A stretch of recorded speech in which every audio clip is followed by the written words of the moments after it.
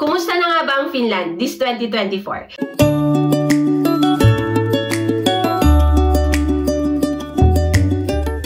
Hello guys! It's me again, Irene. Kumusta na nga ba ang Finland this 2024? So, i-update ko lang kayo guys sa mga nangyayari dito. And these past months, maraming nangyari dito sa Finland. Maraming news na maganda, hindi masyadong maganda. And this past few months, namili lang ako, mula sa mga news na yun, namili lang ako ng personally, may impact sa akin. And sa tingin ko ay may makaka-affect din sa mga kababayan natin. Number 1, nilabas ng government ng Finland yung budget plan for 2025. And according doon, mag-i-increase sila ng VAT. So, paano tayo maapektuhan bilang ordinaryong mamamayan? Maapektuhan tayo dahil tataas yung mga dati ng mataas na bilihin. So, mag-i-increase pa.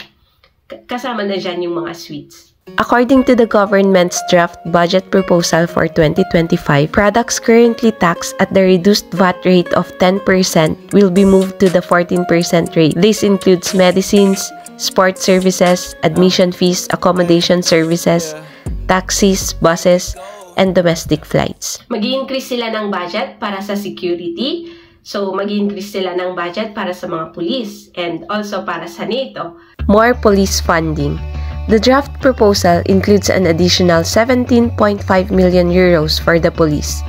The number of officers will be increased to a total of 8,000 by the end of the term.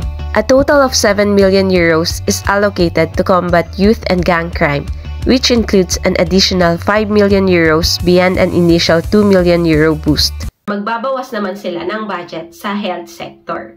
According to Yle.fi, the government plans to change policies regarding a patient's guaranteed time of receiving care, a move it said would save an estimated 121 million euros.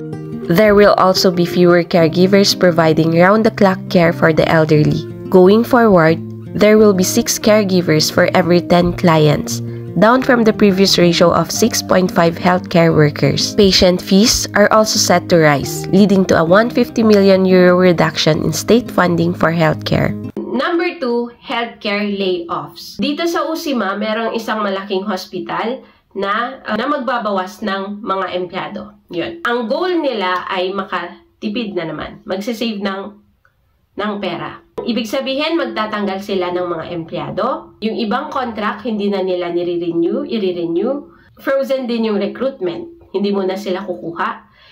Public social and healthcare services in Finland are seeking to reduce cost by cutting more than 2,800 jobs in the sector, according to a report by Helsingin Sanomat. Helsinki University Hospital recently said it is planning up to 990 job cuts.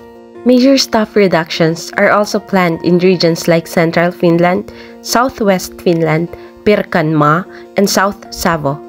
Some of these reductions mean direct redundancies, while others involve retirement arrangements or converting full-time contracts to part-time. Vacant positions may be left unfilled, and temporary contracts may not be renewed, according to the paper. Number 3, unemployment benefit eligibility tightened. So, mas istrikto na sila sa mga unemployment benefits. Kung dati madaling makakuha ng, hindi naman madali, pero mas madali makakuha ng unemployment benefit, ngayon ay mas istrikto na sila. Kailangan mo nang ma-meet yung mga requirements bago ka makakuha ng unemployment benefit. So, hindi na basta-basta na tulungan ka ng government pag wala kang trabaho. Kailangan mong ma-meet yung mga requirement nila para makakuha ka ng support mula sa government. Yun. Next, ang Finnish government ay desididong ituloy yung 3-month rule. Very controversial itong 3-month rule. Kung saan ang isang immigrant na may hawak na work-based residence permit ay ma-deport pag walang trabaho ng 3 months.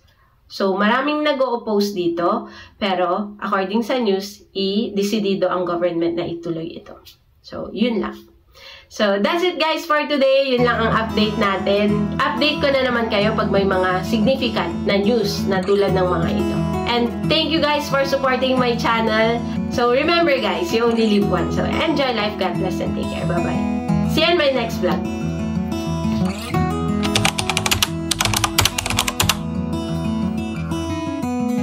I know that you are having a hard